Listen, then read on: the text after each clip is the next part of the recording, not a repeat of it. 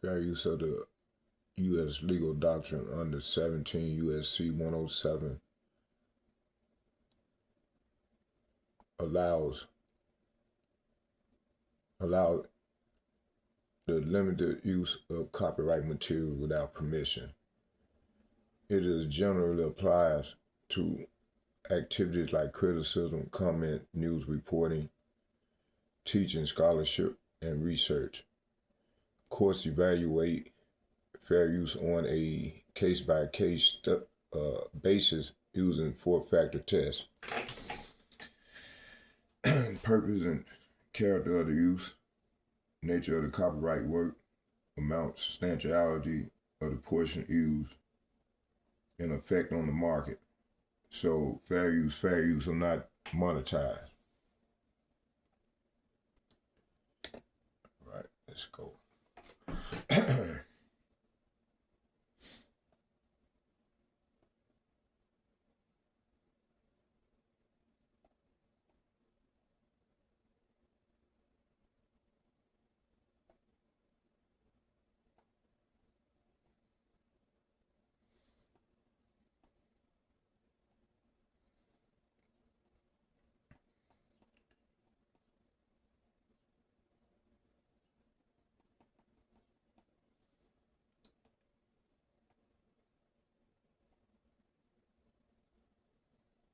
Hi, I'm Dean.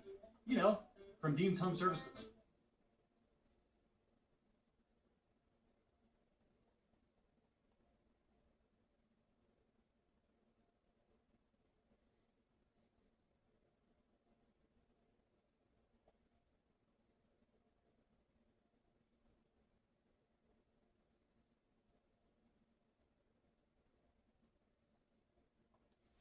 Someone, Barakathan Yahweh, Barakathan Yahweh Shai, call Halayna Yahweh, Bahashem Yahweh Shai, Bahashem Kadash.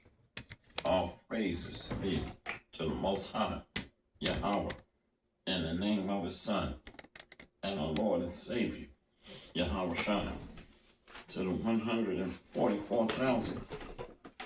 Double honor and respect to the apostles, bishops, elders of Great Millstone. Coming back at you with another lesson.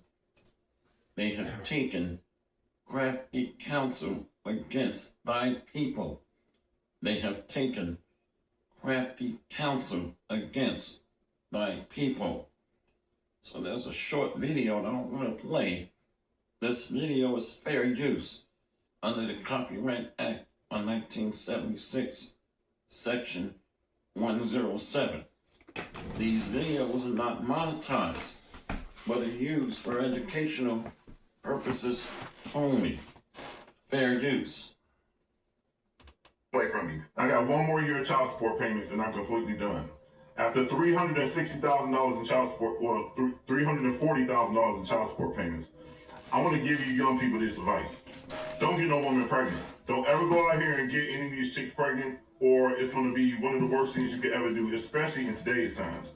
Just know that for the last 20, 30 years, women have been breaking up with the fathers of the children and ending the family for years. It's been going on. In today's times, they are straight about money. They have zero feelings. If you get one of these girls pregnant, you're going straight to the child support system. Now, for me, I've been pretty lucky. The majority of the kids were not through the state child support. I paid directly to the mothers. But I can tell you this, man. If you do this, it's going to be the worst decision you ever make in your life besides getting married. Signing a birth certificate and signing a marriage license is two of the worst things you could ever do because it's going to backfire on you. You're never going to live with your child till they turn 18. You are just birthing a child into this world with the mother that you're going to go on a hamster wheel where the state makes billions, the mothers make billions. All this money is collected because of you. Because you bust inside a chick and got her pregnant when you don't have to. Never get a woman pregnant because you are going to become a part of a system where it's a financial probation. Just like with a criminal probation, if you violate your probation, you're going to jail. Well, if you violate your financial probation, which is called child support, you can have your driver's license suspended. And if your driver's license gets suspended and you're still trying to drive to get to work to make the money to pay the child support, right, which is stupid, you can't travel. If you're behind $2,500 or more, you cannot travel. All the people, when you get a woman pregnant and she files to have you paying child support through the state, everybody involved eats off of your back. You understand that? Enjoy your life. Don't ever sign a marriage license. Don't ever sign a birth certificate. Don't get a chick pregnant. You're going to have a great life. Because if you get married, they're going to divorce you. If you have a kid, they're going to take them away from you. So women are leaving the men and are breaking up the family household units at a rate of 80%. This is why a death penalty was imposed when a woman would commit adultery, because it crippled the home and helped to destroy a nation. So these are all provisions of the New World Order: the dissolution of the family unit, the disruption of the nucleus of society, which is led by the head, which is the man. So these are all provisions of the New World Order. This is why the Bible says the earth is given into the hand of the wicked. One world government, the end of nations. So what they want is a conglomeration of digital slaves that cannot think for themselves. They want to blur the lines between what is a man and what is a woman. And they want to turn the order upside down. The Bible says that a woman shall compass a man, the end of nations, one world army, one world police force. Many of the IDF are allegedly training National Police ICE officers here in America, allegedly being trained by IDF, Israeli Defense Forces. Look at that. The end of family unit. That's the basic building blocks of a society, of a nation, a family led and headed by a man. One world central bank, going to be tied to universal basic income, digital microchip currency. One world central bank, one world cashless currency. So the men of the Lord have been talking about this and driving this point home. The Spirit is doing that. Why? Because we're right at the door. Stop looking at what man is doing. There's a spirit behind men that are harping on this new song and certain notes. One world, cashless society. The end of all private property. We're seeing that now. Remember what Klaus Schwab said, the former head of the NWO. He was a spokesperson. He said, "You shall own nothing and be happy and eat the bugs." Eat the bugs. The end of all private property. This is why you sign contracts. Even when you pay off your property, you are a tenant on that respective lot. And every year your taxes go up, your insurance rates go up, the cost of living go up, your homeowners' payments go up. So you're constantly paying on a home quadruple its value. And by the way, child support under Title 4D is unconstitutional. World depopulation and fertility control. So the elites are into all kinds of freakisms. They don't give a shit about the family unit or the traditional family and family values. They worship Satan. They commit blood sacrifices. They commit sacrilege. These people are abominable. That man of sin, the son of perdition. So why do you keep trusting on someone that lacks spiritual morals or lacks a moral compass? World depopulation and fertility control. So they legalize murder, being able to delete or unalive a baby. End of home and car ownership. Mandatory multiple, you see it, yearly. Universal austerity income. So everything is being centralized by the global elite. They want total dominance and control and constant surveillance and monitoring. They want a police state at the global level. We read that up at the top. One world police force. Bullet number 4. Let's go back down. Social media digital ID. So all roads lead to the digital implantable microchip, which is the mark of the beast. This is real. Microchip for health, shopping, and travel. When my wife was in a hospital, they gave her a wristband. They would come in about 10 times per day.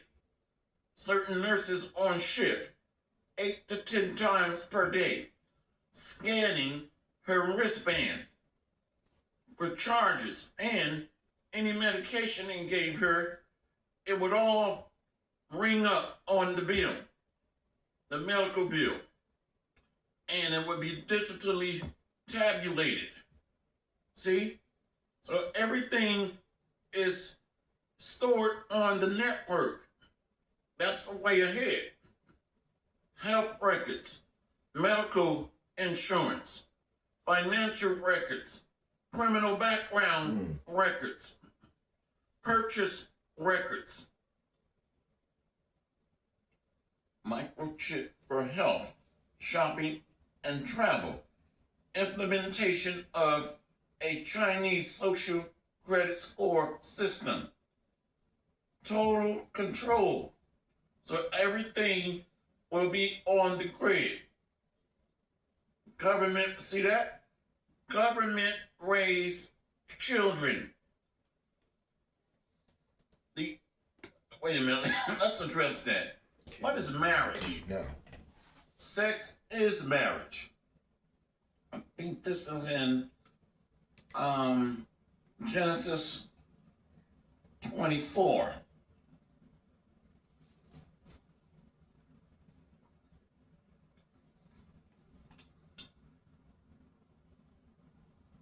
Let's go to it.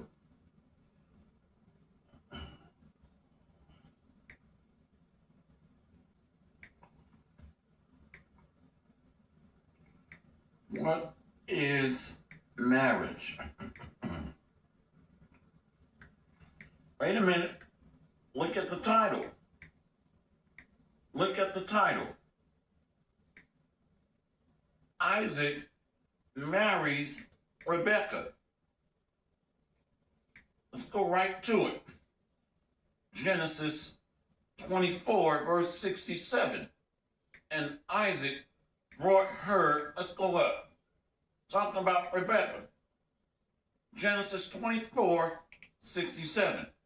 And Isaac brought her into his mother Sarah's tent and took Rebekah, and she became his wife. And he loved her, and Isaac was comforted after his mother's death. So sex constitutes marriage. And Elder Apostle Gabar touches on this a lot. Sextos, the act of cutting the hymen, is sex. That consummates the marriage. So signing these birth certificates, marriage certificates, is bullshit by the so-called white man.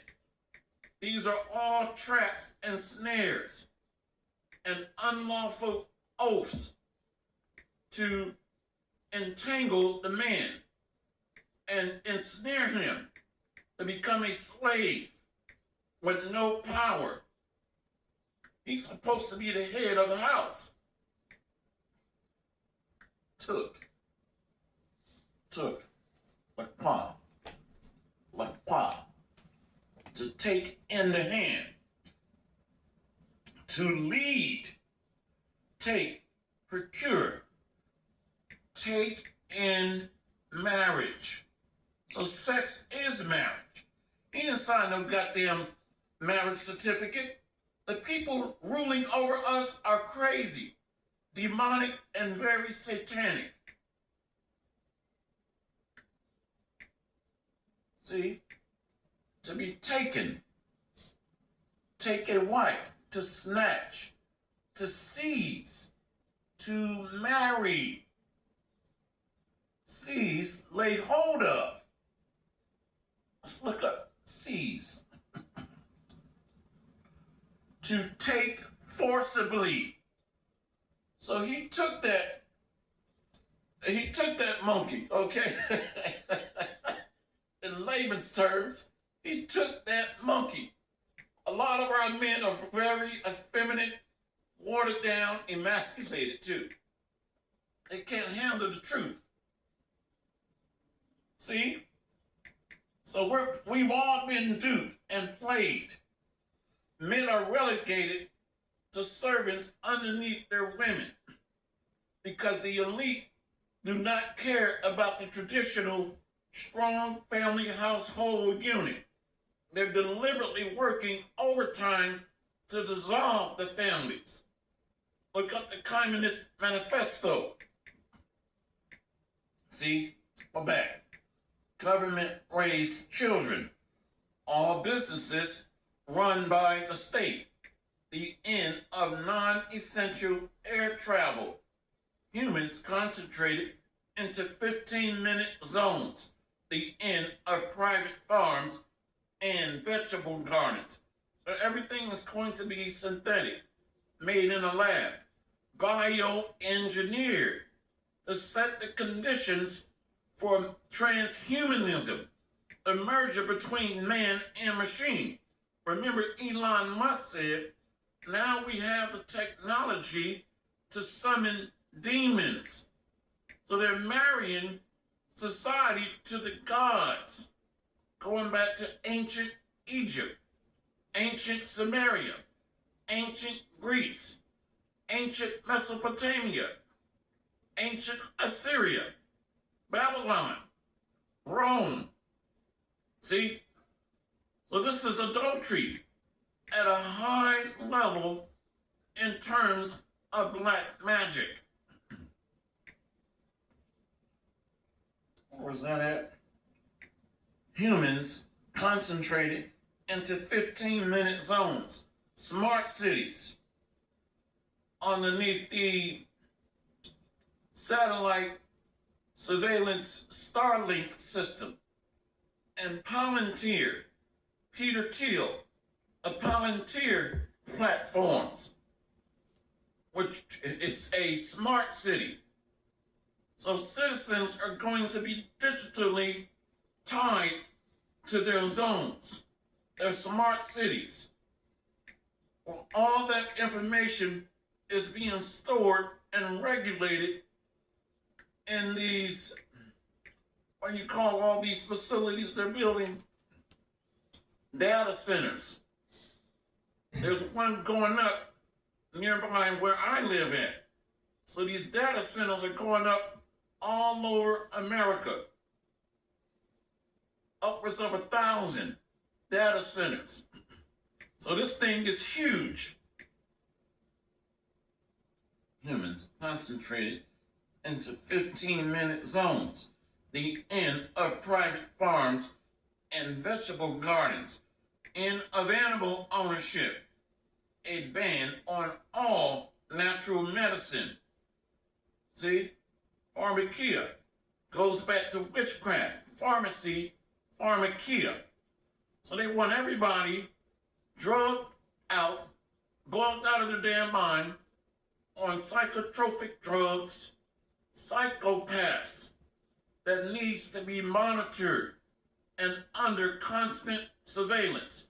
So they want to put that surveillance subdermally underneath the skin. A ban on all natural medicine. These chicks can monitor vitals. This is not medical information, but opinion, speculation. Ban on all natural medicine, AI courts, and the end of individual rights. Limited access to wild spaces. The end of fossil fuels and modern conveniences. So everything is going to be rationed out and apportioned based on your status. So this is a hierarchical system being created, similar to the East Indian caste system. Let's get this one. They have taken crafty counsel against thy people.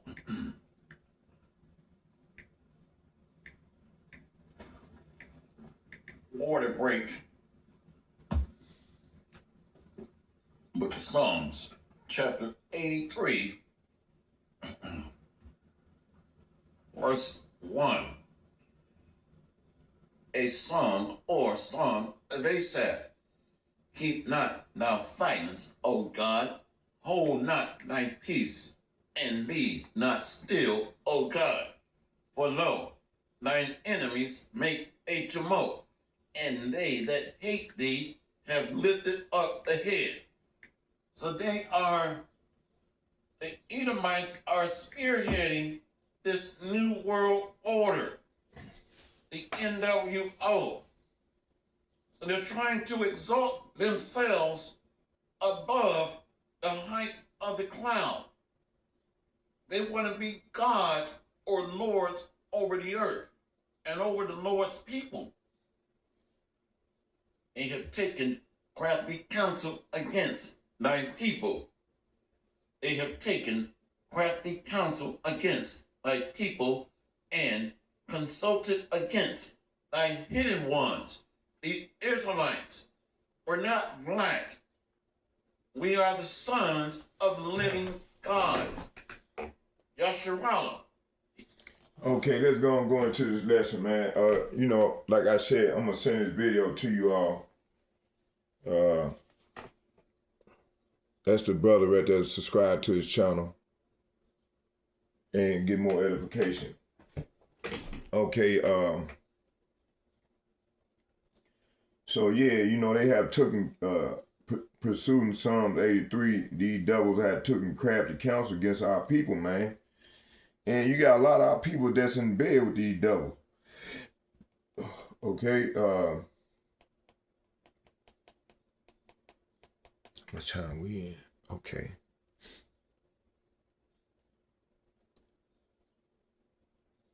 So let's start right here. Jeremiah chapter 49, verse 7, concerning Edom, thus saith Yahweh, Ba'ashem Yahweh Shah of hosts, is wisdom no more in Teman? Is the counsel perished from the prudent? Is their wisdom banished? So historically, this verse is a declaration of judgment against Edom, a nation descended from Esau, the twin brother of Jacob's, Israel. It says the twin brother of Jacob and Israel. Edom was famous in ancient it said famous in the ancient Near East for two things. It's pregnable mountain fortresses carved out of the high rocks, and its intellectual elite. All right, so that's who running everything now. Okay, the city of Timon, a major region within Edom, was known as a global hub of philosophy, political strategy, and intellectual wisdom.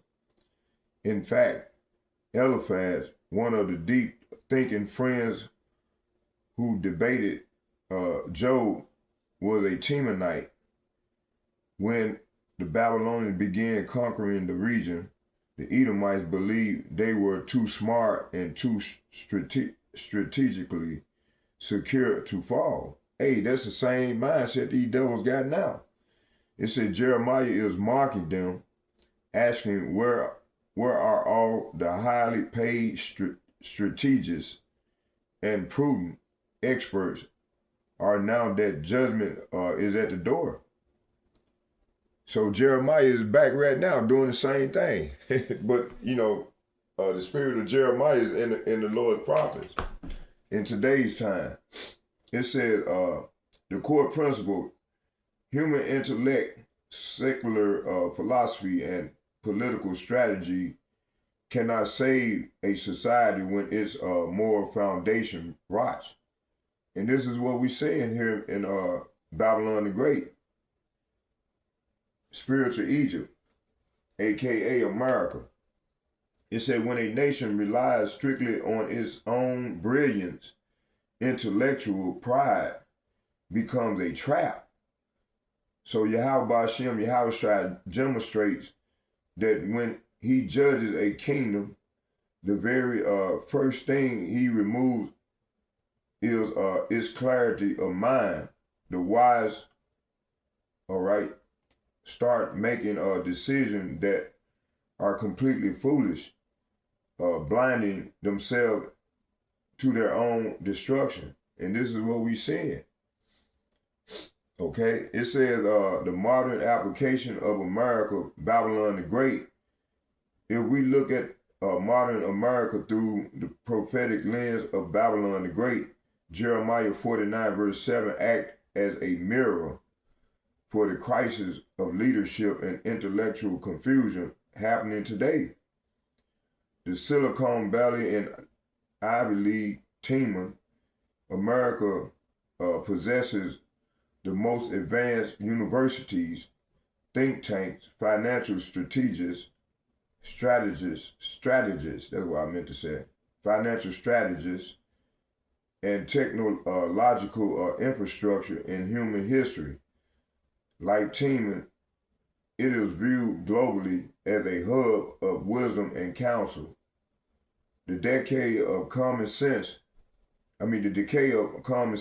despite all this data and expertise, we see what the verse calls wisdom, decay or vanish. Modern leadership increasingly struggles with foundational truths, enacting policies that compromise economic stability, border security, and social cohesion, intellectual blindness. In the Babylon system, highly educated experts end up calling evil good and good evil. They create complex legal and economic theories to justify behavior that defies basic logic and history. Hey, are we not seeing this in these people? It said when applied to America as Babylon, this verse warns that technological and intellectual supremacy is an illusion.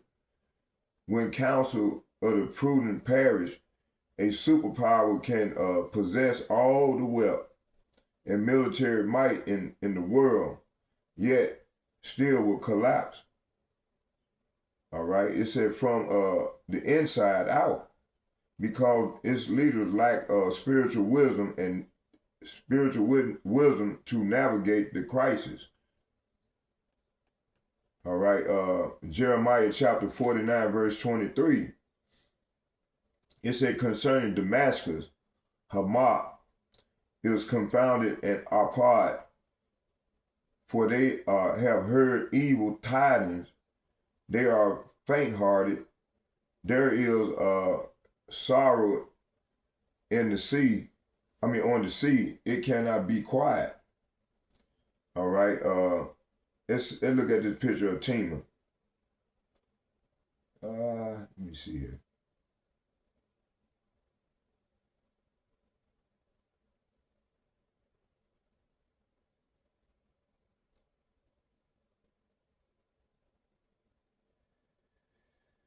Oh, it didn't give it to me. Oh yeah, here it go right here.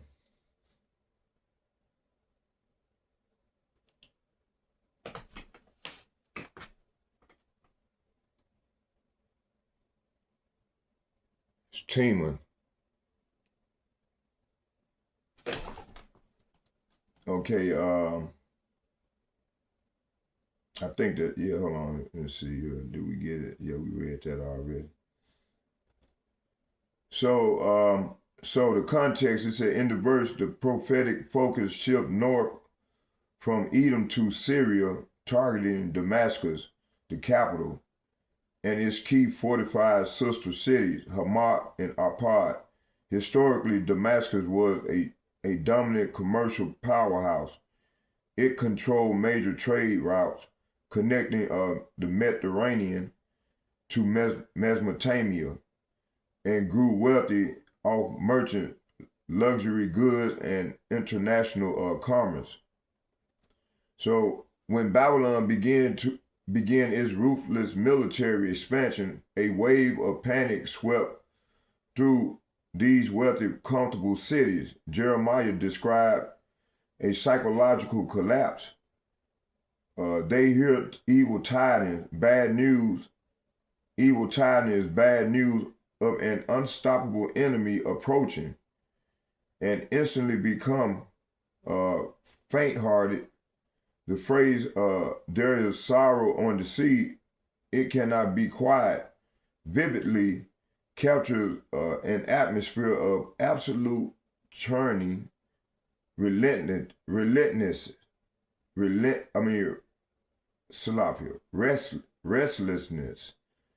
like a storm-tossed ocean where no one can find peace or stability. The core principle, material prosperity and global influence, provide zero emotional or structural security when a sudden crisis hits.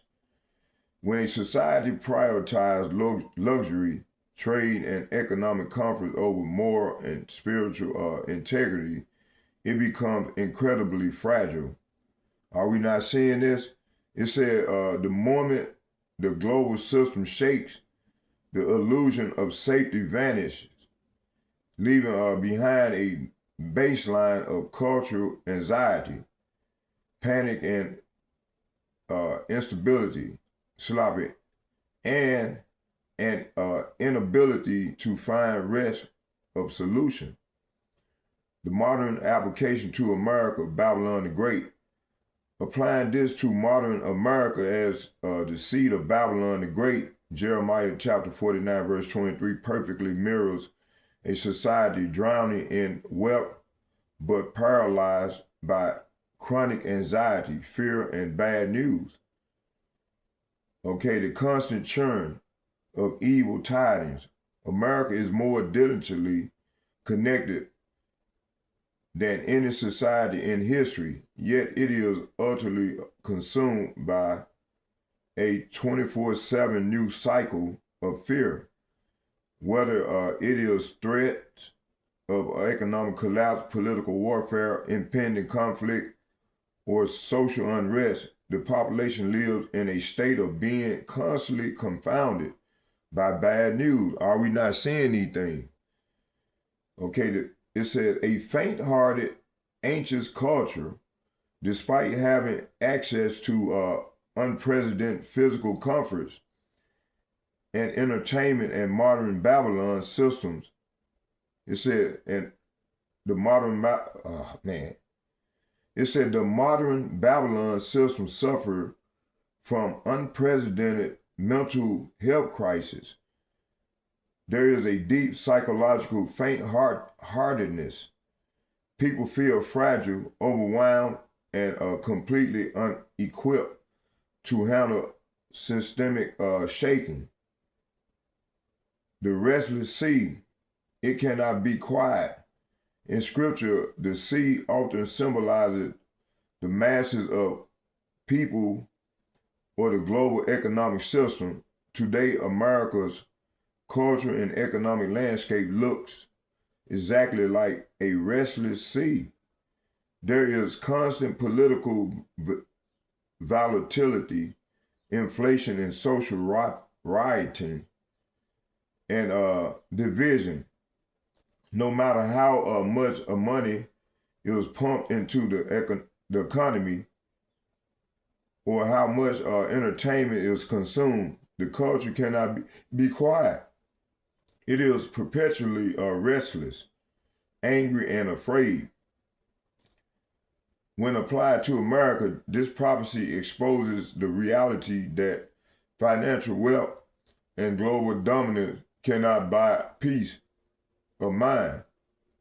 When a nation operates under Babylon system, its people will ultimately find themselves wealthy, restless, and completely terrified of what tomorrow might bring.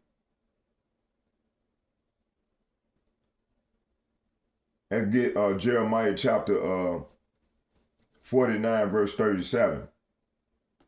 It said, "For I will cause Elam to be dismayed before their enemies and before them that seek their life, and I will bring evil upon them, even my fierce anger, saith Yahweh, by Hashem Yahushua, and I will send the sword after them till I have consumed them."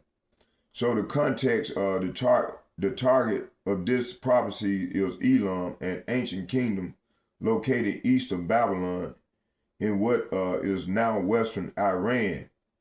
Elam was famous for its fearsome military might, specifically Isaiah 22 verse 6 and Jeremiah chapter 49 verse 35 note that Elam's strength lays in its elite archers.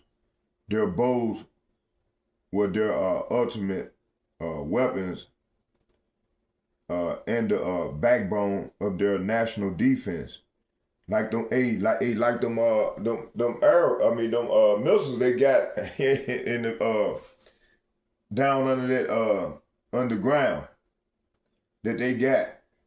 It said they were a sovereign superpower, proud of their lethal military force and secure in their fortified capital of Susa.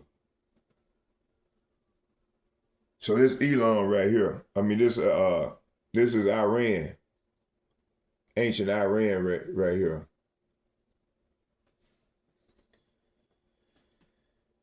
So it said the ancient highly fortified region of Elam were ultimately stripped.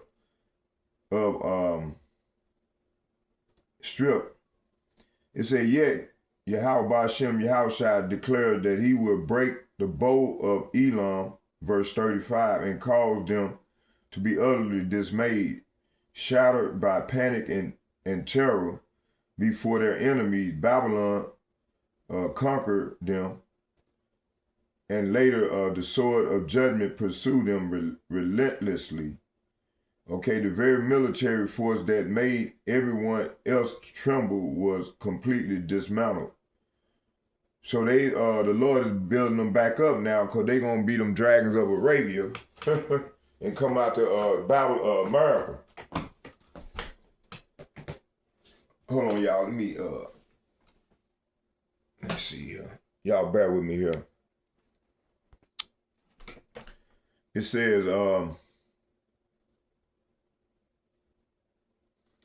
Said the core principle, it said a nation's advanced military technology and defense system are useless if God, Yahweh shall decide to bring that nation down. So when a superpower trusts in its weapons, standing armies, and technological superiority while drifting into moral corruption, it builds its security on sand.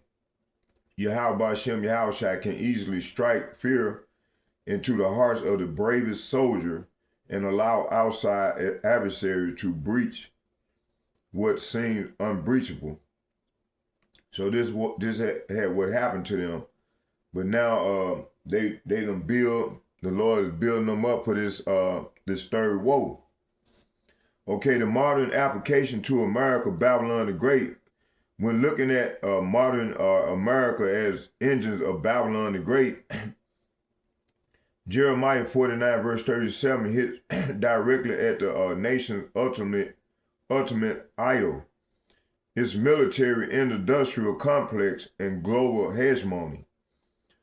Okay, the modern bow of Elon, America possessed the most expensive, technologically advanced military machine the world has ever seen, with stealth bombers, nuclear arsenal, drone fleets, and hundreds of global military bases. America's view itself as fundamentally untouchable. It relies entirely on its bow. Talking about them ICBM missiles. It said, dismayed before enemies. This verse warns of a day when Yahweh causes this superpower to be dismayed before their enemy. We are already seeing the early stages of this. Despite spending nearly $1 trillion a year on defense, American military leadership faced growing strategic exhaustion. Cyber warfare, hypersonic missiles from adversaries, and coordinated global alliances like BRICS and China, Russia, and Iran axis are actively bypassing the neutralizing traditional American strength. So the pursuit of the sword chasing them until they are consumed, represent a cycle of endless, exhausting foreign conflicts. America has spent decades entangled in forever wars that bleed its treasury dry, divide its domestic population, and diminish its global standing. So applied to America, this prophecy warns that national security cannot be bought with advanced weaponry. When the baby system reaches, when the Babylon system reaches full maturity and faces judgment, no amount of defense spending, advanced technology or military force will prevent the sudden onset of systemic panic and strategic defeat. Okay, let's get this Isaiah chapter 5 verses 20. Okay, it said, look at deeply foundational scripture deals directly with the internal and spiritual rotting of a society. Isaiah, this touch home right here to America right here. It says, Isaiah chapter 5 verses 20, it said, woe unto them that call evil good and good evil, that put darkness for light and light for darkness, that put bitter for sweet and sweet for bitter. So this chapter is often called a song of the vineyard. Yahweh describes how he carefully planted, protected, and nurtured Israel, expecting it to produce good fruits, justice, and righteousness. Instead, it produced wild grapes, oppression, and greed, and total lawlessness. So in verse 20, Isaiah delivers one of his famous woes, prophetic declaration of impending doom and misery. He is exposing a terrifying and psychological and cultural shift in ancient Israel.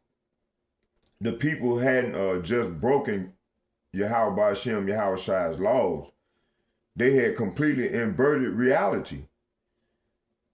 They re-engineered their language, media, and courts so that wickedness was praised as a public virtue while godliness and truth were condemned and punished as vice. All right, the core principle: when a society undergoes a total moral inversion, it enters a state of spiritual delusion that guarantees its destruction. All right, truth is not subjective when a when a nation intentionally flips its moral compass, redefining natural law, justice, and truth to fit its desires. The conscience of that nation becomes seared. Once standard moral boundaries are destroyed, common sense vanishes, and the culture loses the ability to self-correct, inviting structural collapse. All right.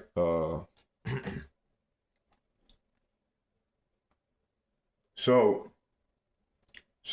the modern application to America, Babylon the Great, if there is a single verse in the Old Testament that captured the exact cultural atmosphere of modern America as Babylon the Great, it is Isaiah 5, chapter 5, verses 20. The modern Babylon system thrives on public deceit and a total inversion of truth, calling evil good and good evil. We live in an era where traditional biblical morality, sanctity of life, and the nuclear family and absolute truth are openly marked, labeled as hateful or legally targeted.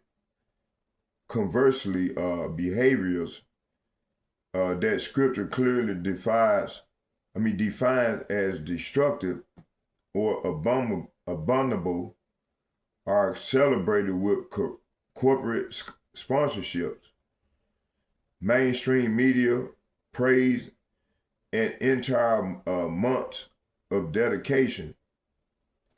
All right, putting darkness for light. So these people here in Babylon put darkness for light through entertainment, academia, and political institutions.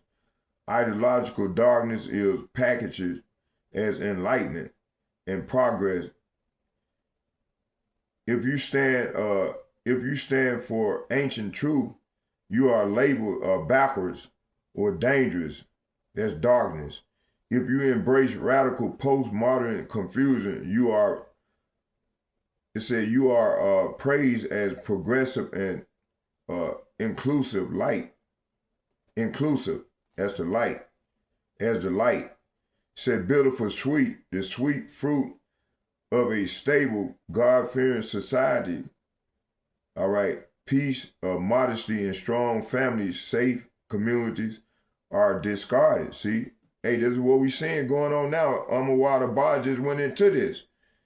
It said, in their place, the culture consumed the bitter fruits of hyper-materialism, sexual chaos, and broken families, desperately trying to convince itself that it tastes good.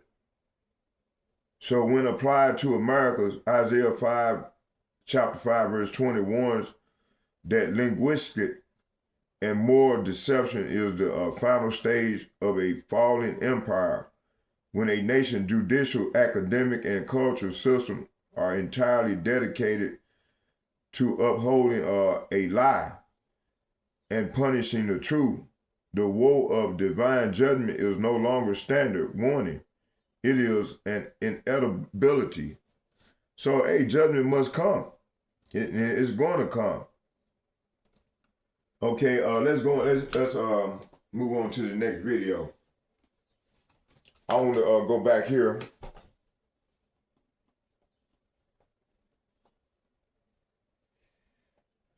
Okay, yeah.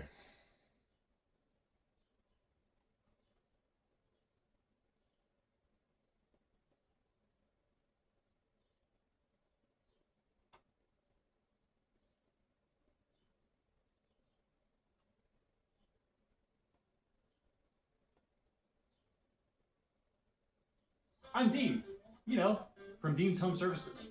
And this is your DIY sister Danielle. She thinks a video tutorial can help her finish a pipe repair under her sink. Copper PEX or what? So remember, DIYers, Dean's does plumbing. No. So you don't have to. Call now or visit us at calldeans.com to save a lot of trouble and $100 off any plumbing repair or installation.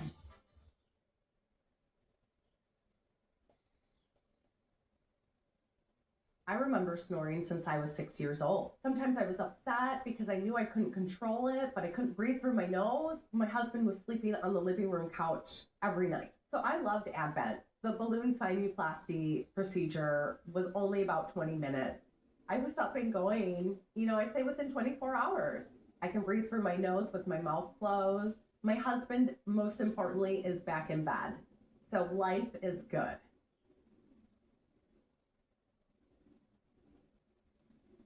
Hold on, let me see here. Y'all bear with me here.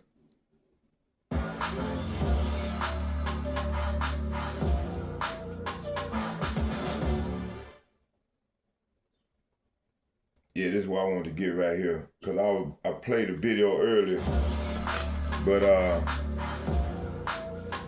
it was taking too long. I think the video got stuck, so I'm starting over. Remember we were talking about the earthquakes in Venezuela?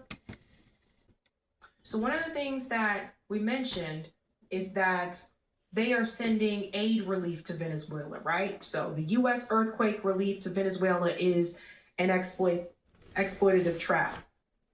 That's coming from Mint Press News. Let me start with this first, and I'm gonna get into what's being reported that's actually happening on the ground. Trump is weaponizing the horrifying earthquakes in Venezuela that killed 164 and injured 1,000. There are a number of people that are missing, so these numbers are changing day by day. Despite being the first nation to pledge aid to Caracas, the United States, along with its European allies, still maintain sanctions against the country, which makes aid delivery more difficult. This is the part that Trump and Rubio aren't telling everybody. In addition to this, experts argue that not only will much of the aid pledged to Venezuela not reach its people, but the delivery of the aid is the perfect opportunity to give Washington even more influence over a nation whose leader remains kidnapped by the Trump administration. Yeah, so basically Washington there's more influence that's coming here. The U.S. is going to be able to go in and put their hands deeper into Venezuela because Maduro's not there and the earthquake happened. It almost seemed like that earthquake that timing just seems suspicious, don't it? What does Dr. Umar say? You don't find that suspicious? Seems suspicious to me, right? So you might like Dr. What's his name? False prophet. We condemn that dude. That dude's a false prophet. And the Lord gonna destroy that dude. Now here's the part that corporate media is not telling you about. That nigga. There are now reports, apparently coming from Venezuela, that the Epstein class has managed to, I guess, make its way into Venezuela. The reports are claiming that children, since the earthquake, are being trafficked in Venezuela. One of the first videos that I saw about this was from this guy here. We have more, obviously, to show you. But reports allege that child trafficking has begun in Venezuela following the earthquake. There are a number of accounts about this, ladies and gents. Check this out. Something just really got me this morning. I was watching videos coming out of Venezuela, and what's going on there is worse than what we can imagine. Now, I don't have all the answers All I can do is use my platform and my following to raise awareness on this issue, because apparently a lot of the people looking for family members, the police and military aren't allowing them to get to the areas that they need to get to. But the real disturbing thing that's going on is that apparently they are taking traumatized and orphaned children to use for child trafficking. So let's back up just a little bit. I'm going to increase the volume on this. The disturbing thing that's going on is that apparently they are taking traumatized and orphaned children to use for child trafficking. So what's happening is, after these earthquakes in Venezuela, which have been like over 7.1 on the Richter scale, people are buried under the rubble. Like, some people were in buildings when these earthquakes happened. And so emergency services, they have been going through, like, trying to pick up pieces of buildings to find kids. And, parents are like, my kid is in that building, to pull people out from under the rubble. What he is saying, and he's not alone in this, there's others. He is saying that basically, if the parents or emergency services can't get to those kids first, somebody else is getting to those kids. And then if the parent wants the kid, they have to pay money to get their kid back. This is not a first. It is known to have this happen after natural disasters. We'll say natural, because I don't know how I feel about this being natural. But essentially, whoever comes up with the most money first gets the child. So the goal is to have emergency services and the parents to get their kids first. But this shouldn't even have to happen. This is absolutely crazy. Which breaks my heart, obviously, because, well, I mean, how evil can you get? I mean, to use something as horrific as what's happened to then go to the next step and then start taking the children is just a stain on humanity. It's not even humans doing it. These people are evil. They're not even like us, right? But this is what we're dealing with. And on top of that, the police are robbing what's left of of anything people own out of the rubble. They're just taking stuff. And it's just horrific. Like I say, I don't have all the answers. Those people are, I'm very close to Latin America. I live in Mexico, so I know what the people are like, and I just want to share their suffering in the hope that it raises awareness on the issue, because what's going on out there is far worse than any of us can imagine. So please share this. Yeah, and he's not alone, guys. Again, this should be all over mainstream media, but it's not. Here's another one in Venezuela. They changed my daughter's last name and now she's gone. They are stealing children. They are taking the children who are found alone. You guys hearing this? A desperate mother says her daughter was rescued after the earthquake, but when she went to claim her, she was allegedly told the child's last name had been changed. The little girl has since disappeared. She claims that many children found alone are being taken with their identities altered. Everyone listen to this now. Let me put the captions on for this one. On the left, we also have one of the people who's quite affected. I would like you to first give me your first and last name, please. I am Noraima Perez, a waitress at the Camurive Clinic, and I am here affected because my 4 children are missing. My daughter Aranza Lopez was taken out alive, but they took her out with a last name that is not hers. Aranza Vergara appears in Social Security. I have looked for her in all the hospitals in Caracas, and she does not appear where they transferred her either. So they're changing name again. These are the reports coming out of Venezuela. They're changing these kids' names. Tracy mentioned organ harvesting. That's another possibility. These things do happen, but there are evil people out there that when you have these disasters like an earthquake or these powerful hurricanes, there are people out there that take advantage of that. Evil people who will say, oh, now's my opportunity to go steal some kids or something like that. It's sick. And then also, remember, a lot of people in Venezuela don't have a lot of money.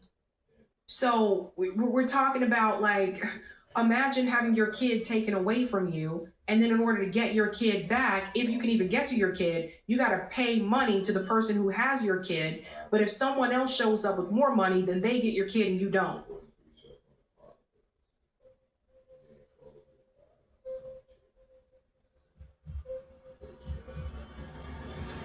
"12 years ago, we had a pretty crazy idea. You see, you don't create something like One Meal without dreaming of the future.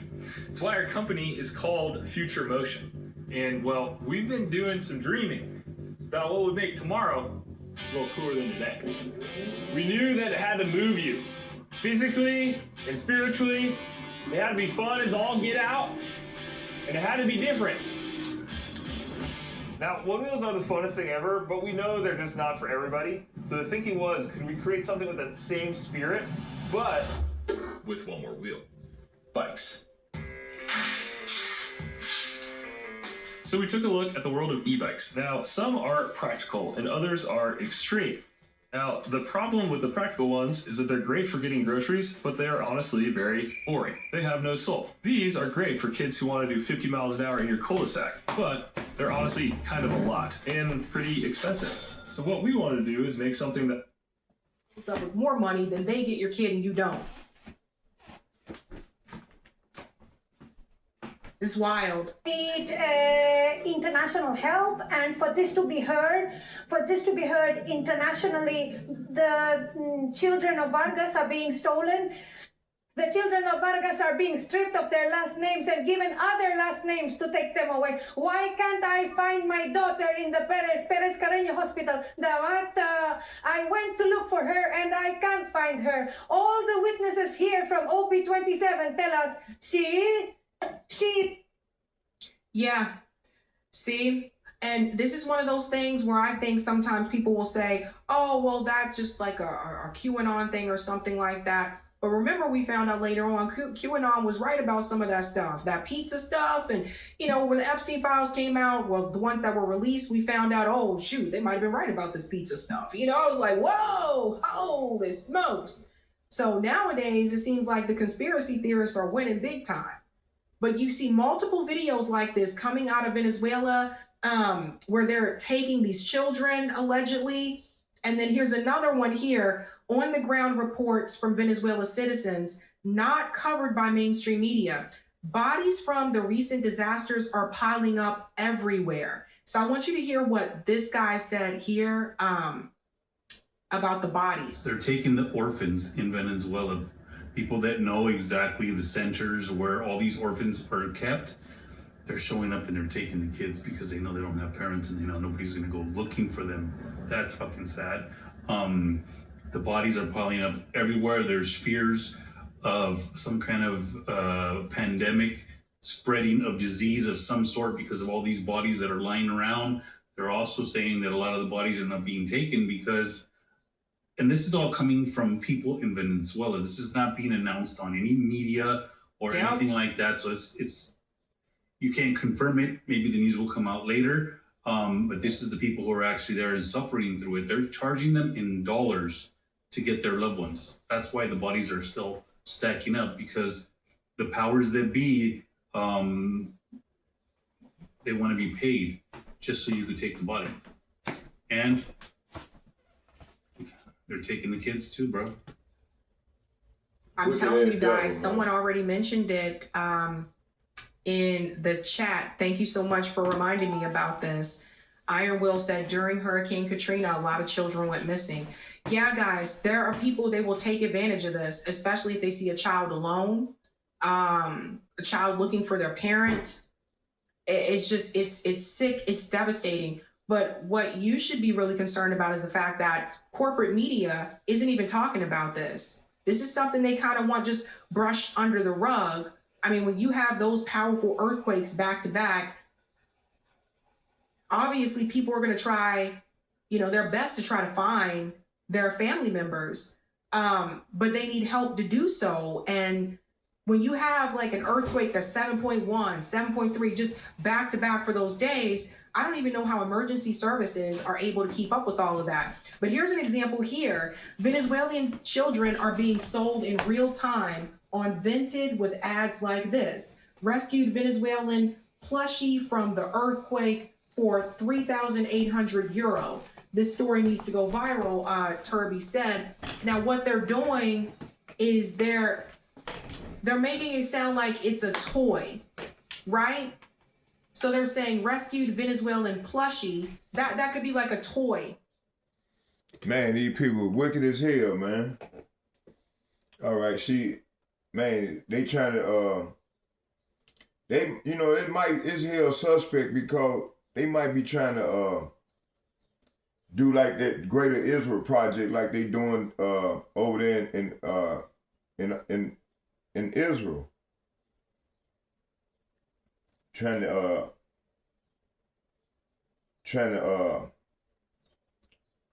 go up in the land and steal all their resources and shit, plunder the land, just to get the resources and reset 15-minute cities, smart cities. Okay, let me see where we stopped at here.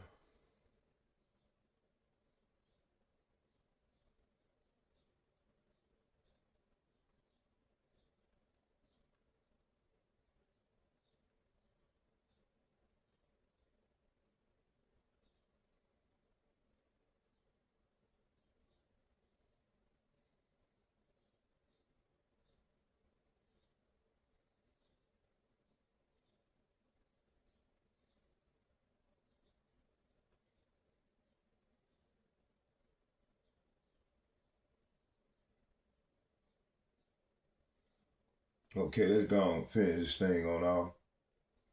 So, let me see, I stopped at,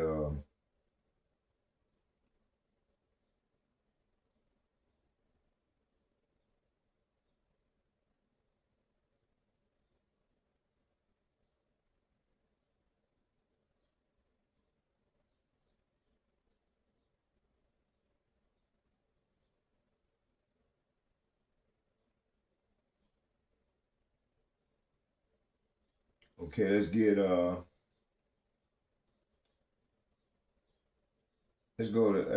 I think it's right here.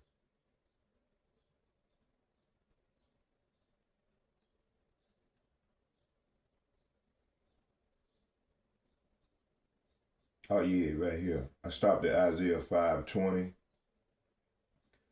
Okay, we're going into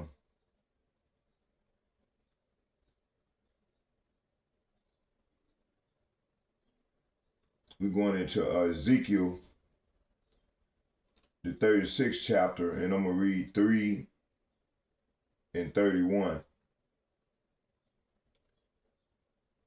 So these two verses come from a powerful chapter where Yahweh Hashem, Yahushua addresses the literal mountain and the land of Israel, promising that even though they have been marked and desolate, he will restore them.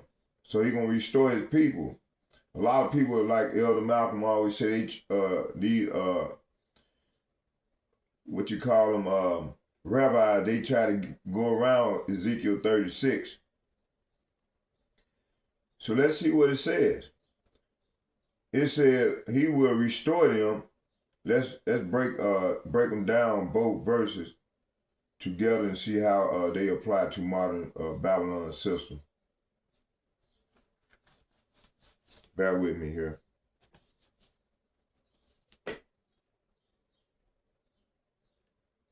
So verse 3. Let's read it. Let's get it. Hold on here.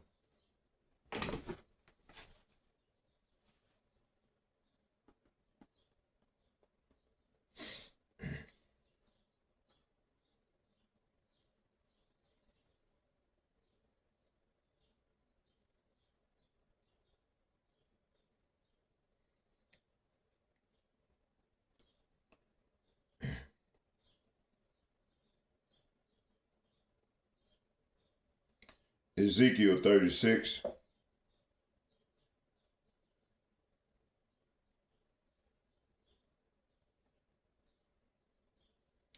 Ezekiel chapter, I'm going to start at the top. It said, also the Son of Man prophesied unto the mountain of Israel, and say, yea, mountains of Israel, hear the words of Yahweh. Thus saith Yahweh, thus saith the Master Yahweh, because the enemy have said against you, aha, even the ancient high places are ours in possession.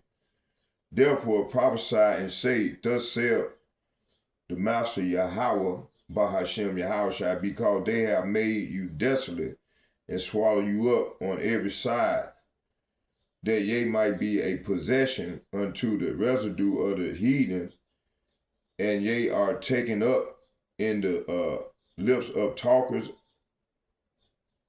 and are an infamy of the people. Are we not seeing this? Look what they doing over there in Venezuela. Let's jump down to 36.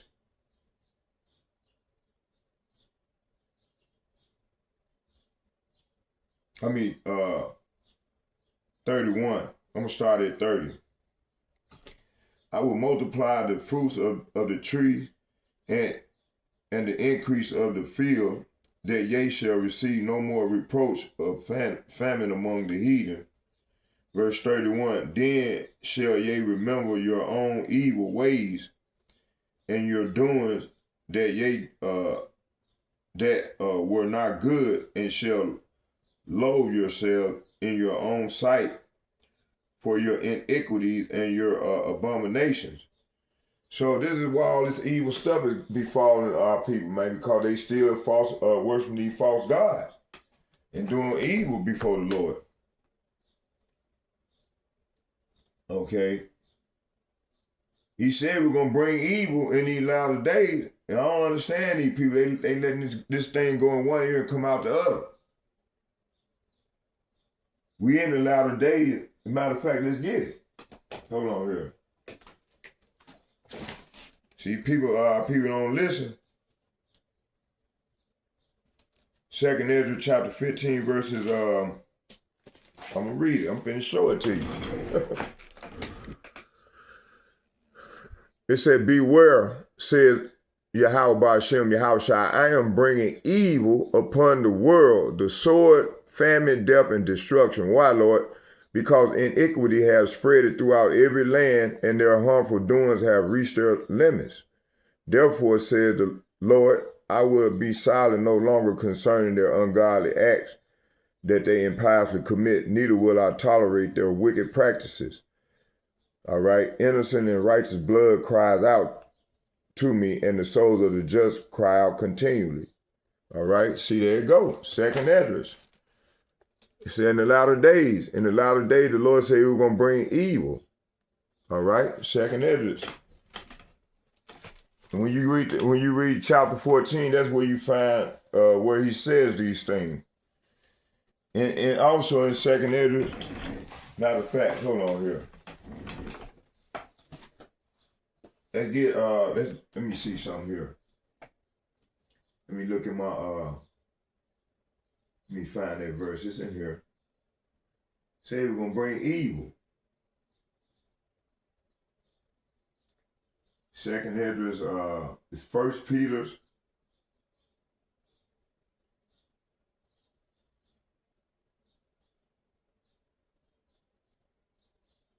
Okay, here you go. I'm gonna get it.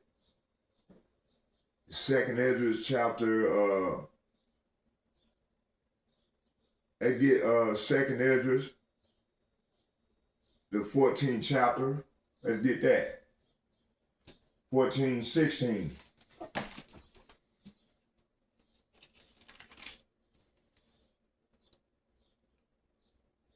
I'm gonna start at 15.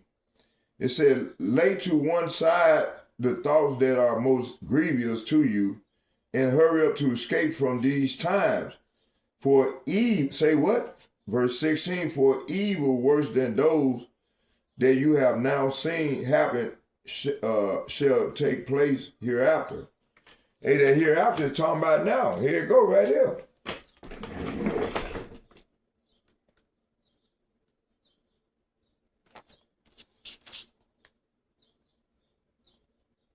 You see?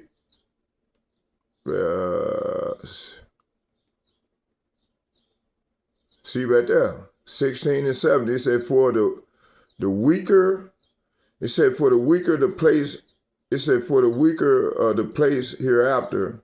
I mean, it said for the weaker the world becomes through old age, its shall evil be increased upon the inhabitants. It said truth shall go farther away and falsehood shall come near. For the eagle that you saw in the vision is already hurrying to come. So the eagles represent Esau, Edom. The Lord using this devil to bring that sword against his people, man. Before he finally take him out of the plate, take him out of the way. And this is what we're seeing, right?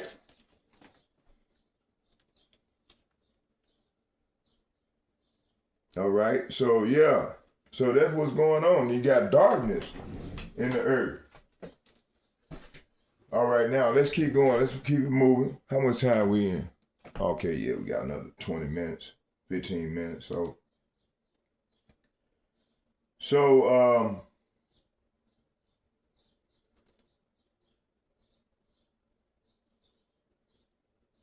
the two verses that I read were powerful from a powerful chapter where Yahweh Hashem Yahushua addresses the literal mountains. Mountains represent governments in the land of Israel, promising that even though they have been mocked and desolate, he will restore them. That's going to be the true reparation.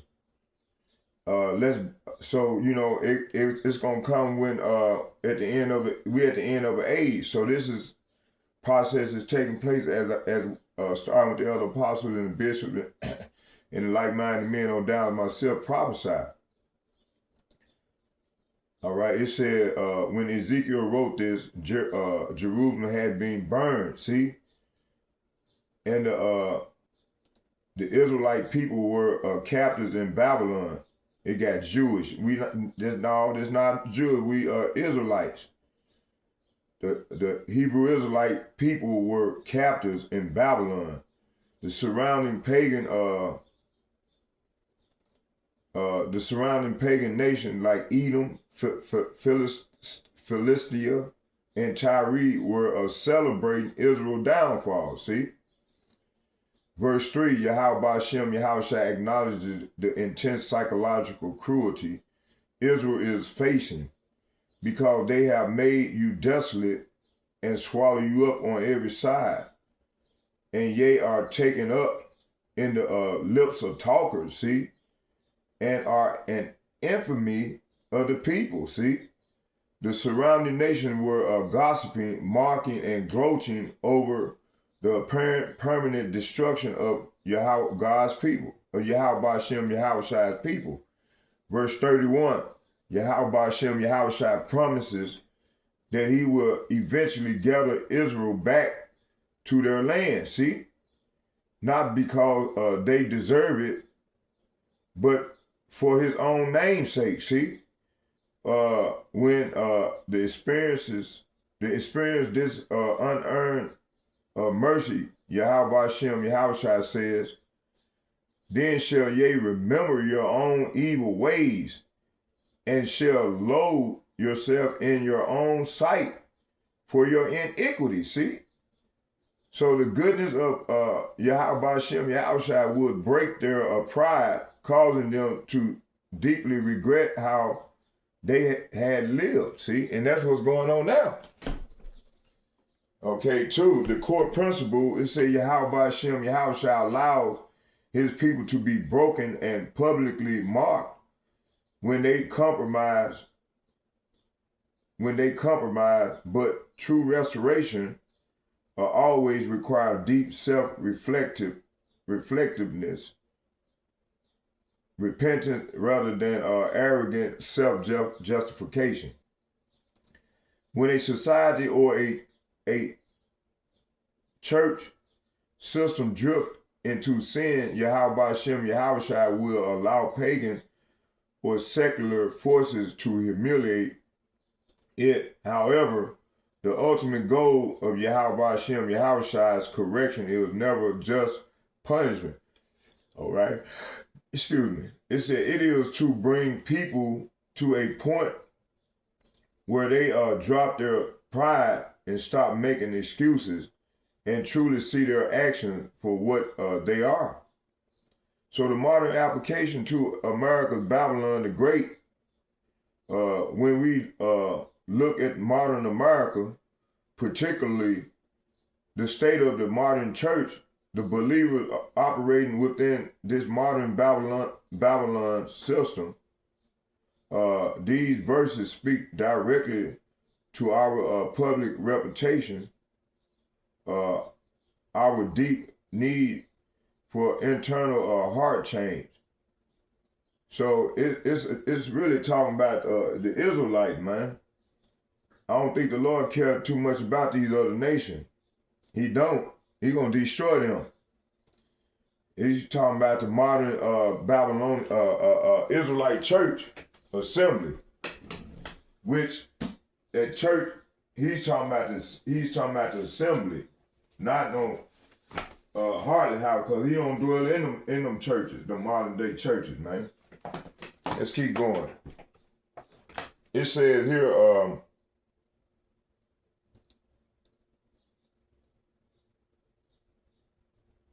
It said, take up in the lips of talkers. See, we were taken up into the lips of talkers. Today in America, the concept of Yahweh Hashem, Yahushua, biblical righteousness, and I don't like the word church, I'm going to say assembly. It said, and assembly are heavily marked in mainstream media, Hollywood, and politics. Believers are often an infamy of the people, labeled as hypocrites, bigots, or ancient relics.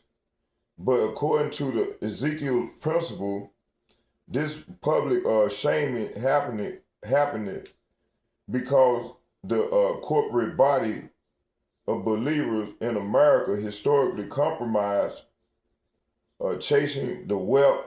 Are we not seeing our people do these things? Political power, are we not seeing them do this? Materialism or Babylon, it's a materialism of Babylon rather than walking in holiness. The trap of America, pride versus self-loathing. Verse 31, the Babylonian mindset of modern America tells us that never apologize. It said never show weakness and always celebrate ourselves. It said pride culture, even within America's spiritual circles, there is often an arrogant demand for God to bless America. See, this is one of the how should I say it, themes, you know. So God bless America without any national mourning over our sins, abortion, broken families, greed, systemic corruption. Okay, the path to true awakening, Ezekiel 36 verse 31 tells us that true revival doesn't look like a loud political victory or a arrogant celebration. It looks like a broken heart. If those who claim to follow God in America want to see the nation healed from its Babylonian corruption, it requires looking into the mirror, remembering our compromises, and truly loathing the wicked culture we have coddled,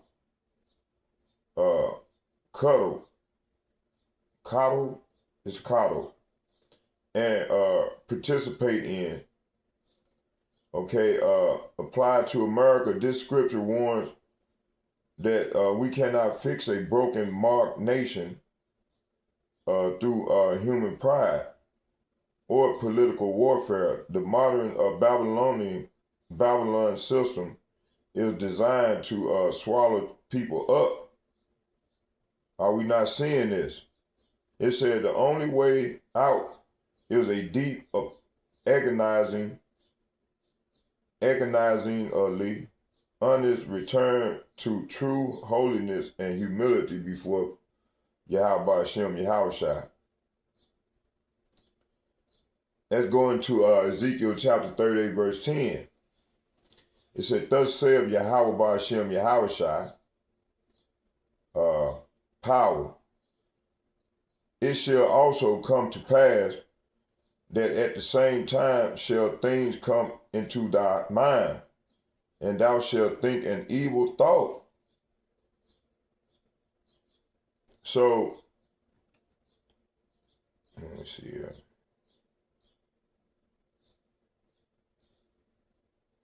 So Ezekiel 38 introduces the infamous prophecy of Gog of the land of Magog, a ruthless ruler leading a massive multinational coalition, including Persia, Cush, Put, Gomer, and Togarmah, to launch a sudden, overwhelming invasion. Hey, this is what's coming. In verse 10, Yahweh Hashem Yahushua pulls back the curtain on the psychology of geopolitics. He explained exactly how this massive global conflict will start. It said the ambitious global leader will have things to come into their mind and will think an evil thought. This verse immediately following verses 11 and 12 reveal exactly what that thought is: a calculated scheme to attack a peaceful, unwalled people in order to take a spoil and to take a prey. In other words, an aggressive invasion driven by resource greed, predatory opportunism, and a desire to seize total economic control.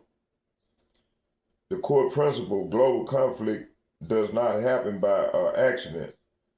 They are birthed from secret, wicked calculation inside the minds of powerful leaders looking to exploit peace for wealth and dominance. So it said, even though massive movement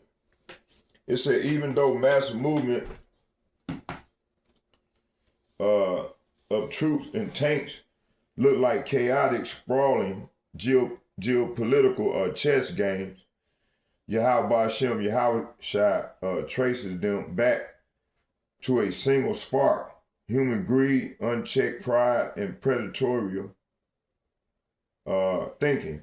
Furthermore, this verse highlights divine sovereignty. Yahweh Hashem Yahushua already know the hidden secret schemes of global adversaries long before they ever order their troops to march. Okay, let's get that. Ezekiel 38. Oh, we there, beautiful. It said, thus saith the master Yahweh by Hashem Yahushua, it shall come to pass. It shall come also to pass that the same time shall things come into thy mind, and thou shalt think an evil thought. Verse 11, and thou shalt say, I will go up to the land of unwalled villages, and I will go to them that are at rest, that dwell safely, all of them dwelling without walls, having neither bars nor gates. Verse 12, to take a spoil and to take a prey, to turn aside thy hand upon the desolate places that are now inhabited, and upon the people that are gathered out of the nation, which have gotten cattle and goods and that dwell in the midst of the land. So they're talking about here in America and in Israel.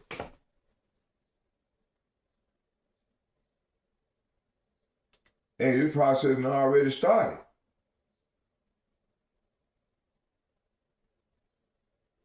It said,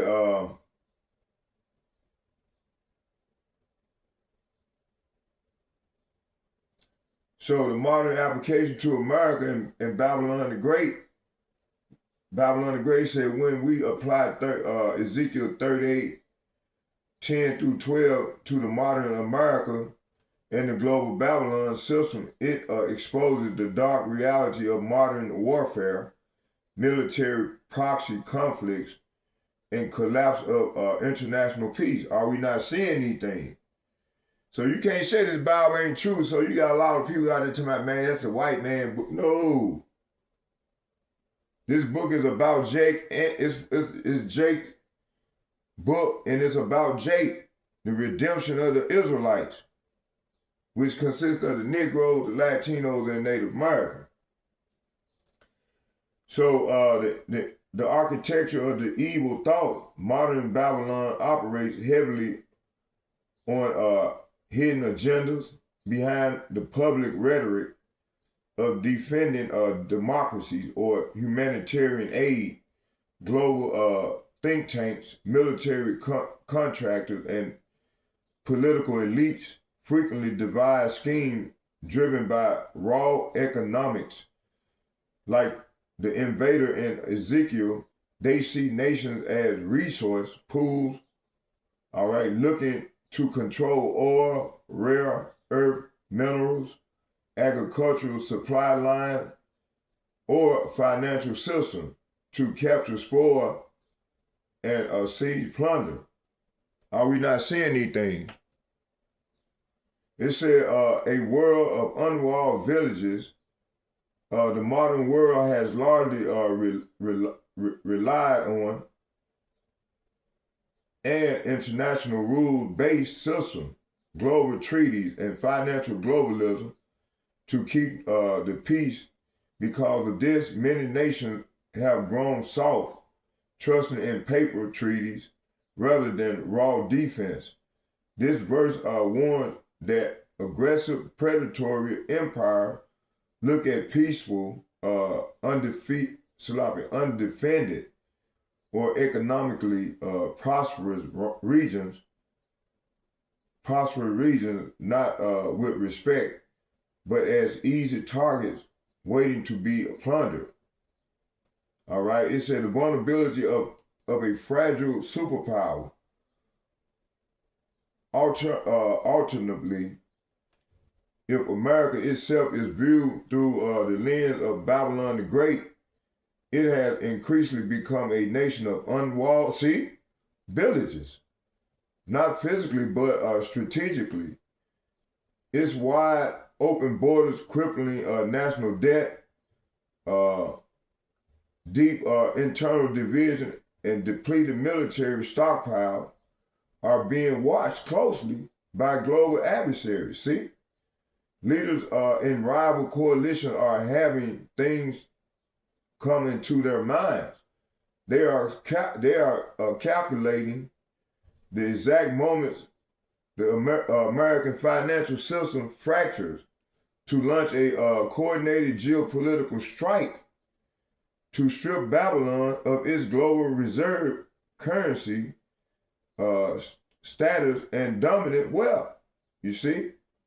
So applied to America, Ezekiel 38:10 through 12 remind us that peace is an illusion when the hearts of global leaders are governed by Babylon system.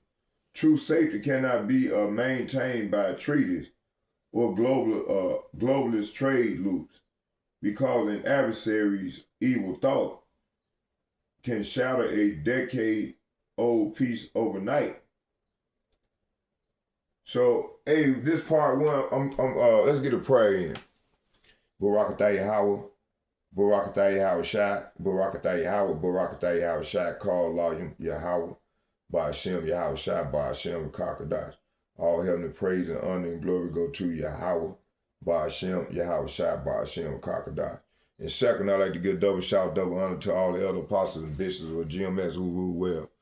It's third, I would like to say shalom, shalom, shalom to all like-minded men on down just pushing his word in truth and calling on the Lord's name in truth and sincerity. I say shalom to you all as well.